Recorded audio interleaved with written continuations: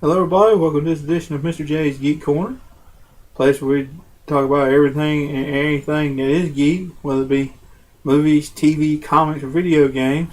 And as you know, a few shows ago, I talked about probably I think it's some of the greatest superhero animated shows of all time. Which, if you've seen the show, you know what it is.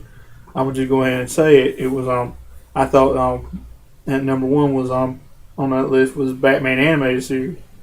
Well, it got me to after I compiled that list, it got me to thinking, what are some of the greatest iterations of Batman ever done in animation, in terms of TV shows and period, animation period, actually. And I sat down and started thinking and made a list of a couple. Made a list. I'm kind of going to split this in two in categories of movies and TV shows. Next time will be movies. Next episode will be movies, but this time I'm going to talk about some of the best animated shows ever that have been Batman. And I don't start off with one of them is number 5 on my list is Beware the Batman. Now, I call it one of the best Batman shows ever, but I haven't really seen it yet, so I really can't say if it's good or bad or anything like that. But I can say it sounds pretty good. It sounds like it's a pretty good show. If anybody's seen it, please drop me a comment. Tell me what it's like. I want to know. I want to know what I'm either missing out on or avoiding. So please send me a comment. And tell me what it's like. But moving along, like I said, please tell me what it's like, see if it's worthy of watching or not, or even worthy to be on this list. Just like I said, let me know. And moving on, number 4 on my list is Batman: Brave and the Bold. I mean, that made it on one of my best superhero anime shows, of all time. It made it on this list because I said it is one of the best edgy yet kid-friendly adaptation. It's more kid-friendly than it is edgy, but it's one of the best Batman adaptations I've ever seen. I mean, it kind of makes it bright and kid-friendly, and that he teams up with like different members of the DC universe, where later on he teamed up with like Superman and Wonder Woman, but he teamed up with the likes of like Aquaman, Blue Beetle, Plastic Man, Zatanna, ones like that, the Flash, and I don't mean Barry Allen, I mean the Golden Age Flash, Jay Garrick, the original, and Green Lantern, ones like that. It was a really good show. Ended kind of too quick for my taste, but like I said, it was good, and it's kid friendly, and that it's not real dark or anything, and yet it's edgy, and that there is some darkness to it, and that episode comes to my mind is Chill of the Night. I mean, that to me, that is actually the first whole episode I actually got to see uninterrupted and not just bits and pieces, but the whole episode. It was really good. To me, that sums up Batman in a nutshell without getting too dark. I mean, they showed the murder of his parents, him swearing revenge, him becoming the Golden Age. Actually, the suit he dons is the Golden Age Batman, which is really awesome. And they show him go and find out who killed his parents. And that show, to me, is almost like a love letter to the original Batman animated series, because it had a few little nuggets of facts in that one. And that is that the one who played Batman in that series, in the Batman animated series, Kevin Conroy, he played Phantom Stranger in this episode. And the one who played the Joker in Batman animated series played the Spectre. And another little tidbit: the one who played Two-Face played the guy who outed Joe Chill as the man who killed his parents. The guy who played him was Two-Face in Batman animated series. And also, I say I'm gonna say it's a love letter to Batman, to every Batman fan out there, because he even had playing his parents none other than 60s Batman Adam West. played Thomas Wayne, and also you might as well say Batman, because they showed the costume party where they actually showed the scene of the costume party where Thomas Wayne actually dressed up as the Batman, and he actually got to see him act like Batman a little bit too. And also the fact they had Julie Newmar play Bruce Wayne's mother, Martha. And to me, that was just awesome. That whole episode was awesome. And I said it's aspects, and also in like episodes like where Superman appears and he proclaims himself king, and Batman goes toe to toe with him. There are comic frames in that where he's punching out with Superman. They're taken right out of The Dark Knight Returns. And to me, that is just awesome that they would do something like that.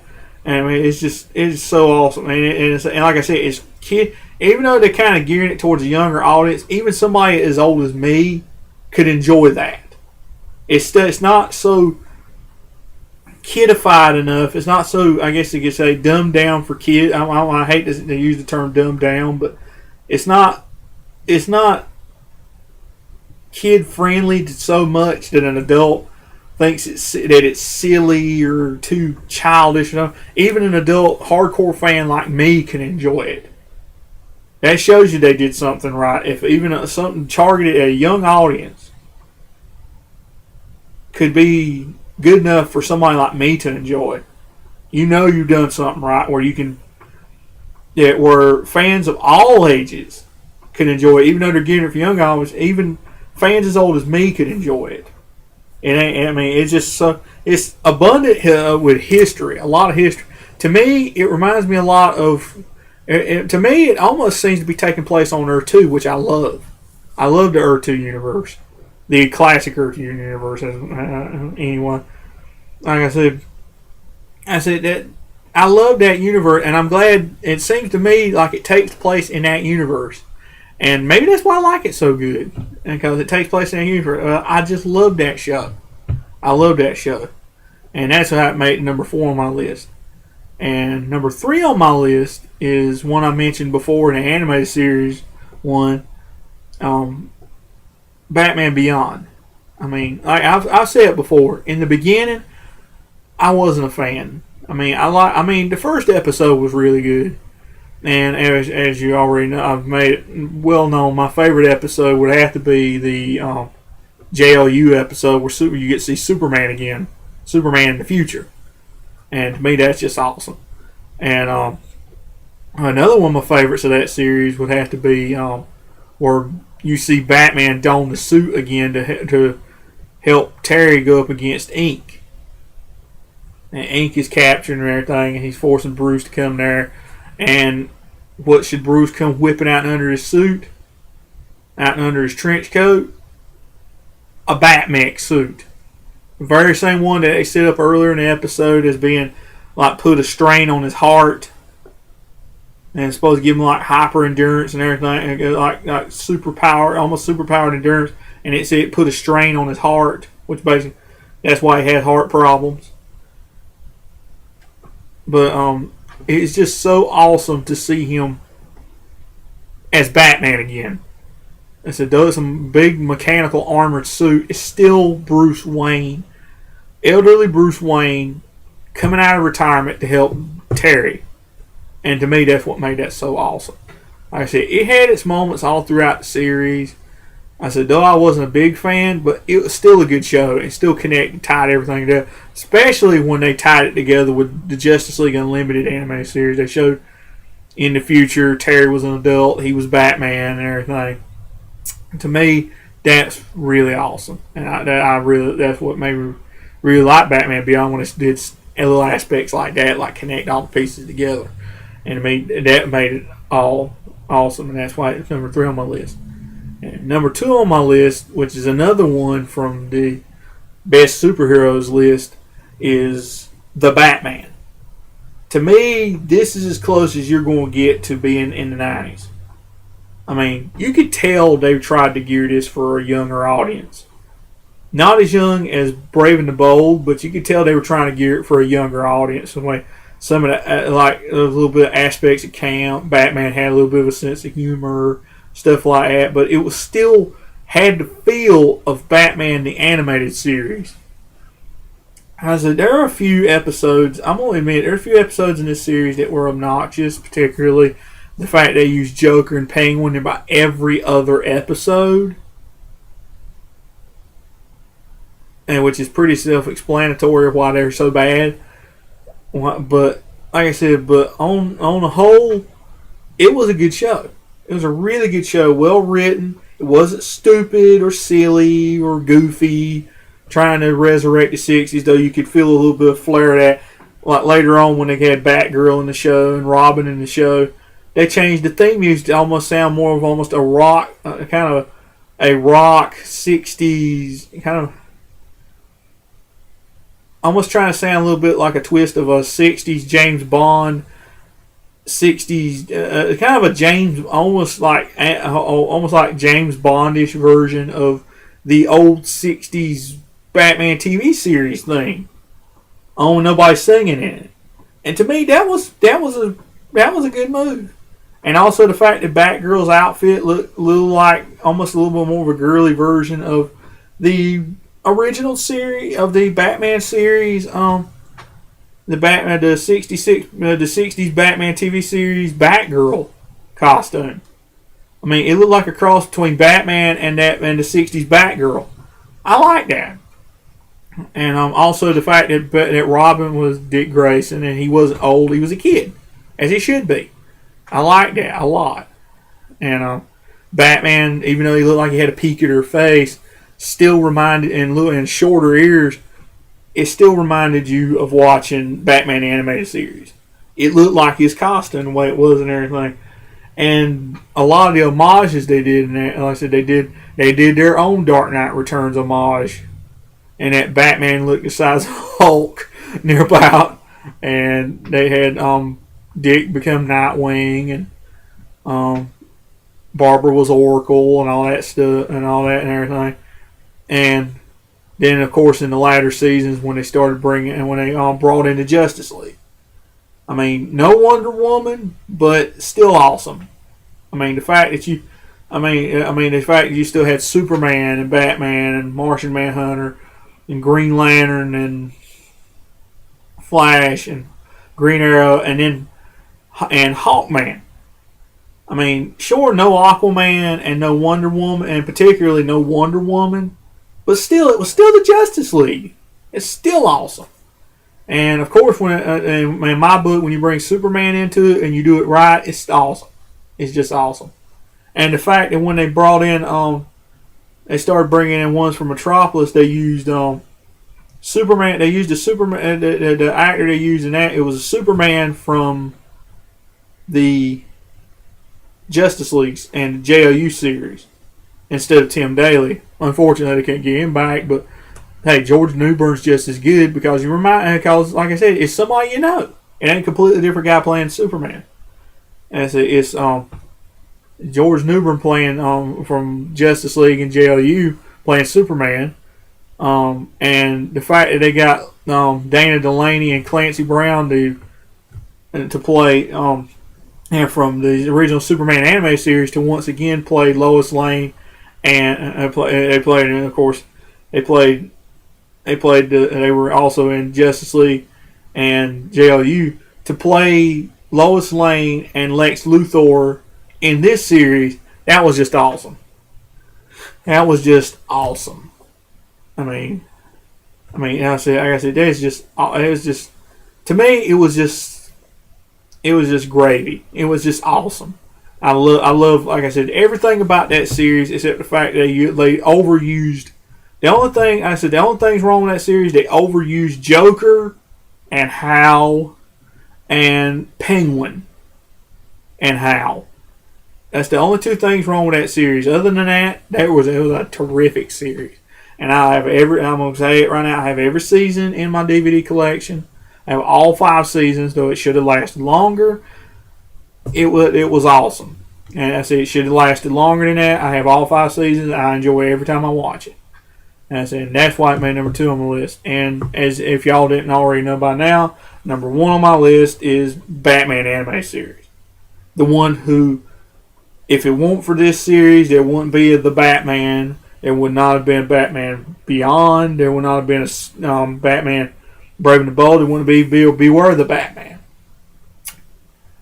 And I'm going to say it, if it weren't for this, there wouldn't have been a Superman animated series, and there wouldn't have been a Justice League or a JLU if it weren't for the success of Batman animated series. I mean, nothing, no matter how many Batman series they could do, you can't hold a candle to that show.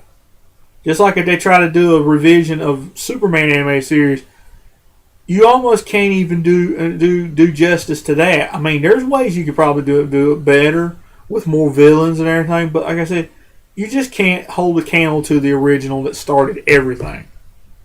I mean, I've said it before about season 4 of Batman animated series, the new Batman Adventures. That wasn't as good or have the magic that the original shows did because all the redesigns kind of alienated you from the original animated series. It was okay, but it wasn't as good as the first 3 seasons of Batman animated series. It was not as good as those shows. You can't, like I said, no matter what anybody does, you cannot hold a candle to those shows. You just can't. Like I said, you just can't. There's nothing that could, to me, that's the Batman of my generation. In terms of animated shows, that's the Batman of my generation. It's the Batman of my generation. And I always will be. Just like the Superman animated series of my generation is the one from 96 to 99. The one they had on there. Had Tim Daly in it. I mean, that's just like I said, this is Batman. It's like that's Superman my generation, the animated Superman my generation. This is the animated Batman of my generation, and it always will be. And to me, nothing can hold a candle to it.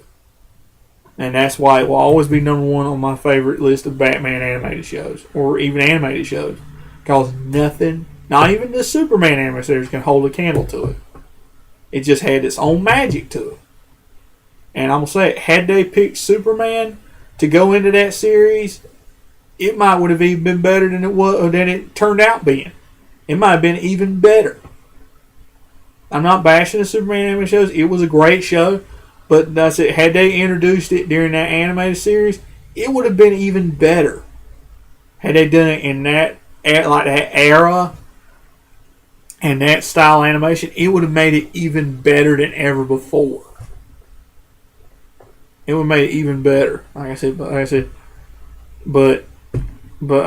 it did. That series did turn out good, and like I said, but still, it doesn't hold a candle to the original Batman animated series. It will always be the best Batman, if not superhero cartoon ever made, I think. And they would have to be hard pressed to find something that would be even better than that. That's it, because to me, there is no competition. It's just the best one they've ever done. And I said, but what do y'all think? Do y'all agree with me? Was there anyone on the list better than Batman animated series? Let me know. As always, drop a comment in the comment box. I would love to hear what y'all think about this. I'm always loving to hear from y'all. And I guess that's all for this week's edition of Mr. J's Geek Corner. And as always, if y'all have any comments about the show or anything I talk about here, drop a comment in the comment box. I would love to hear from you. If y'all have any ideas about the show, let me know.